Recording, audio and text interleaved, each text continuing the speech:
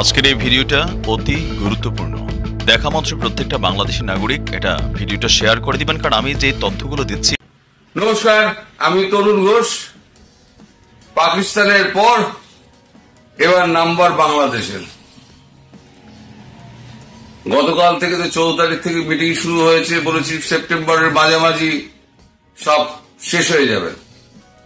তা আজকে সকালবেলা সিসিএস এর বৈঠক বসেছে বাংলাদেশ নিয়ে। এখন তার প্ল্যান প্রোগ্রাম সমস্ত রেডি হচ্ছে সিকিউরিটি কাউন্সিলের বৈঠকে।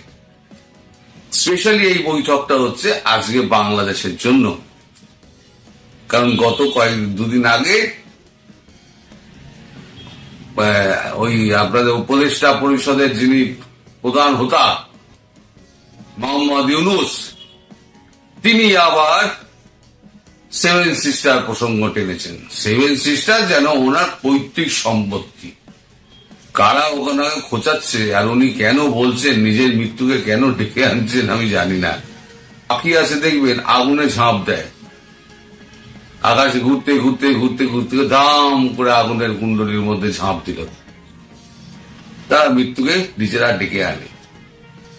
মোহাম্মদ ইউনুস হচ্ছে তাদের মধ্যে একজন।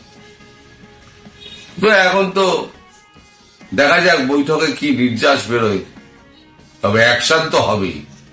সেটা কি ধরনের অ্যাকশন হবে, কতটা কঠিন হবে, পাকিস্তানের মতো অত কঠিন হবে না, এটা আমি গ্যারান্টি দিয়ে বলতে পারি।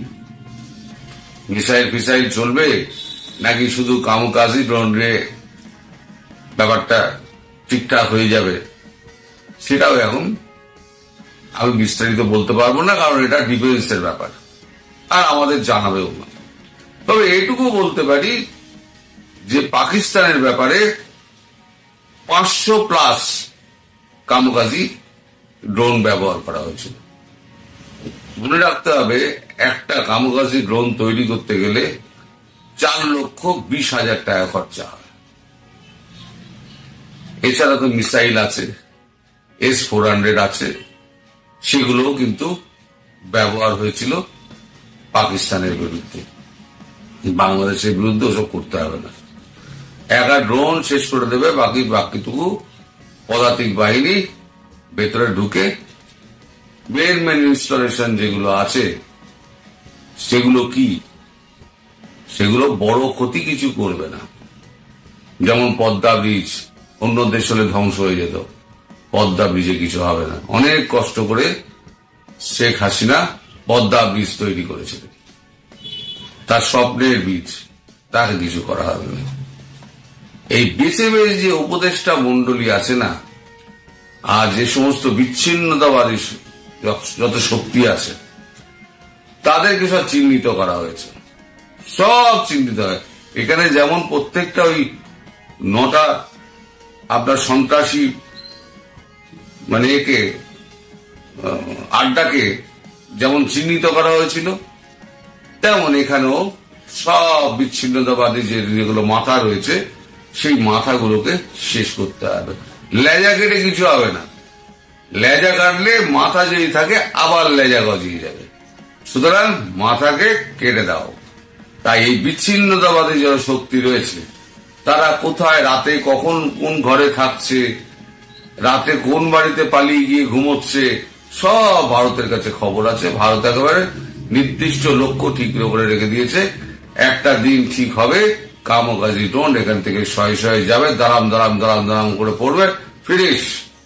আর বাকি যেটুকু থাকবে সেটুকু স্থলসেনা ঢুকে সেটুকু ম্যানেজ করে নেবে, তাই চিন্তা করার কিছু নেই। তবে সাধারণ মানুষের ক্ষতি এড়িয়ে যতটুকু করা যায় ততটুকুই করা হবে। এই যে কামকাজি ড্রোনগুলো যেগুলো ব্যবহার করা হয়েছে, সেগুলো কিন্তু শুধুমাত্র ওই ইনস্টলেশনটাই ধ্বংস করেছে, আশেপাশে কোনো ক্ষতি হয়নি। হ্যাঁ, যেগুলো এই যে আপনাদের পাকিস্তানের যে সমস্ত ওই আপনার কি বলে এয়ারবেস যেগুলো ধ্বংস হয়েছে, সেগুলো সমস্ত তো মিসাইল দিয়ে ধ্বংস করা হয়েছে। রানওয়ের ওপরে বড় বড় বিশাল বিশাল গর্ত হয়ে গেছে, প্লেন রয়েছে কিন্তু নেই। আপনারা জানেন, খবর রাখেন যে কত বিদেশি এই সংঘাতে মারা গেছেন। কেউ প্রকাশ করছে না। কেন প্রকাশ করছে না? তাদের মুখোশ উন্মোচন হয়ে যাবে। এখানে যারা চীনা যে সমস্ত ইনস্টলেশন ছিল, আপনার আমব্রেলা, নিউক্লিয়ার আমব্রেলা এডি সিস্টেম করার জন্য, সেগুলোর মেনটেনেন্সের জন্য চীনা ইঞ্জিনিয়ার ছিল, মিলিটারি ইঞ্জিনিয়ারিং এ। আচ্ছা, যত এয়ারবেস আছে, এই এয়ারবেসে চীনা পাইলট, চীনা ইঞ্জিনিয়ার, ইউএস এর পাইলট, ইউএস মেইন ইঞ্জিনিয়ার তারাও ছিল, এয়ারফোর্সের ইঞ্জিনিয়ার তারাও ছিল, অ্যারোনটিক্যাল ইঞ্জিনিয়ার। তেমনি টার্কির বেশ কয়েকজন সৈন্য ছিল যারা ওই ড্রোন প্রশিক্ষণ করাচ্ছিল এবং ড্রোন ওড়াচ্ছিল। এগুলো নিপটে গেছে। এই যে বডি ব্যাগগুলো, এই বডি ব্যাগগুলো কিন্তু তুলে নিয়ে যেতে হয়েছে তাদের দেশকে। তারা কিন্তু স্বীকার করছে না। স্বীকার করলে কি হবে? নিজেদের মুখোশ খুলে পড়বে যে আমরাই পাকিস্তানকে ঘিরে রেখে দিয়েছিলাম, আমরাই টাকা পয়সা দিয়েছিলাম, আমরাই উগ্রপন্থী পুষেছি, অথচ বাইরে বলে বেরিয়েছি পাকিস্তান নিপাত যাক, পাকিস্তানের সঙ্গে আমাদের কোনো সম্পর্ক নেই, সন্ত্রাসবাদের সঙ্গে আমাদের কোনো সম্পর্ক নেই। বাংলাদেশেও ঠিক তাই হবে।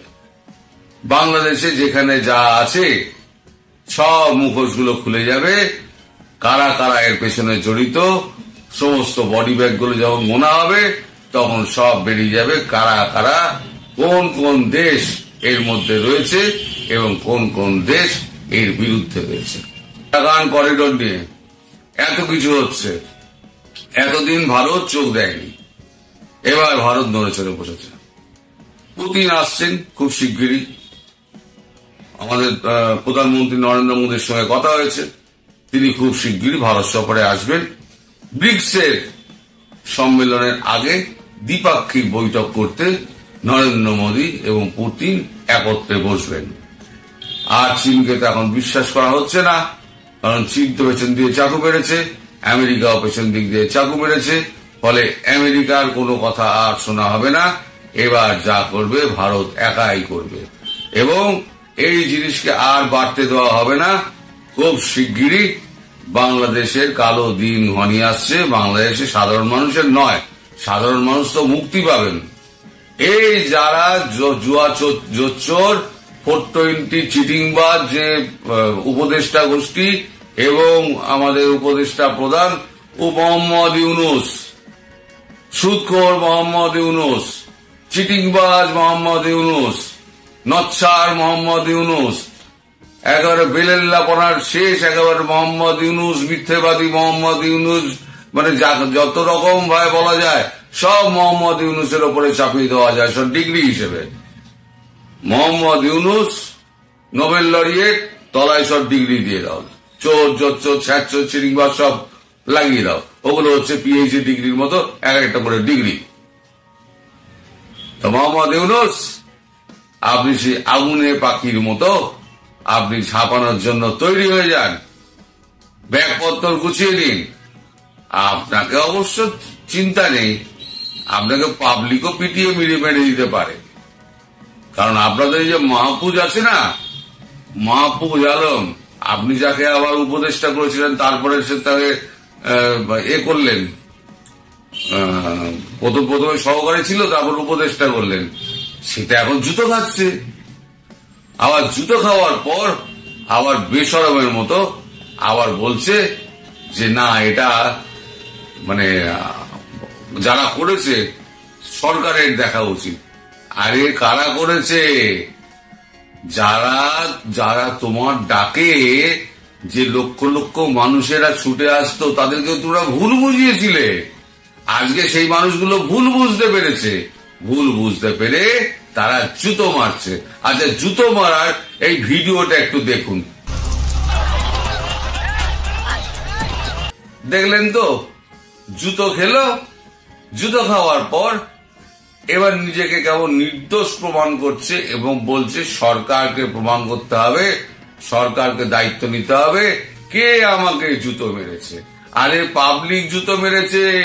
দেশের পুরো লোককে ধরে জেলে ঢোকাবে? পাবলিক জুতো মারছে। এখন তো জুতো মারছে। আমি 6 মাস 8 মাস আগে থেকে বলছি, প্যান্ট জামা খুলে ল্যাঙ্গট পরিয়ে দৌড় করাবে ঢাকার রাস্তায়। দৌড়ে কুল কিনারা পাবি না রে ভাই মাহফুজ। তুই আছিস, সার্জিস আছে, ওই কালাপাট্টা হাসনাত আছে, আরো যে সমস্ত ভুইয়া ফুইয়া আছে না, চাইয়া ভুইয়া কুইয়া, এসব একদম দেখবেন একদম সুটকে লাল হয়ে যাবে। ওই বলে না সুটিয়ে লাল করে দেবো, ওই সুটিয়ে লাল করে দেবে। কানের গোড়া একটা করে মারবে আর সুটিয়ে লাল করবে। সেদিন খুব বেশি দূরে নয়, ভারতীয় বাহিনীকে কিছু করতে হবে না, শুধু সাধারণ পাবলিক যদি হাতের কাছে পায়, একবার যদি খেপে যায়, তাহলে পরে কারোর বাবার সাধ্য নেই যে তাদেরকে বাঁচাবে। ওই যে পাবলিক, তোমরা তো সব মেরে ঝুলিয়ে দিয়েছিলে, মনে পড়ে? বীজ থেকে ঝুলিয়ে দিয়েছিলে, গাছ থেকে ঝুলিয়ে দিয়েছিলে। এবার তোমাদের ঝুলবার সময় এসে গেছে ভাই। এখন তো আর ওই তদন্ত ভদন্তের ওই নাম করে তোমরা এখন তো ভালো মানুষ সাজার চেষ্টা করতে লাভ নেই। এখন তোমাদের লাঠৌসই দরকার, এবং পাবলিক বুঝে গেছে তোমরা হচ্ছে নাম্বার 1 420। তো 420 যে উচিত শিক্ষা দেওয়ার জন্য পাবলিক এবার সবে জুতো ছোড়া থেকে শুরু করেছে। এবার লাঠি পেটা দিয়ে তারপর জামা কাপড় খোলা, তৈরি হয়ে থাকো তোমরা। আর মোহাম্মদ ইউনূস, আপনি আগুনে পাখি হয়ে আকাশে ঘুরুন, যে আগুনে আপনাকে ঝাঁপ দিতে হবে। তো দর্শক, এই ভিডিও সবাইকে শেয়ার করুন, লাইক করুন, কমেন্ট করুন, তবে অ্যালগরিদম ধরতে পারবে। বারবার এটা কথাটা বলে যাচ্ছি। তাহলে পরে এই ভিডিও যাদের জন্য করছি তাদের কাছে অব্দি গিয়ে পৌঁছাবে। আওয়ামী লীগের থেকে আমাকে বিচ্ছিন্ন করা যাবে না, যতই চেষ্টা করুন। আওয়ামী লীগের লোকেরা কিন্তু আমার বন্ধু, আমায় ভালোবাসে, তারা আমার প্রাণপ্রিয় সঙ্গী। সুতরাং আপনাদের চেষ্টা সমস্ত ব্যর্থ হবে, জলে যাবে। সবাই ভালো থাকবেন, সুস্থ থাকবেন, সাবধানে থাকবেন। নমস্কার।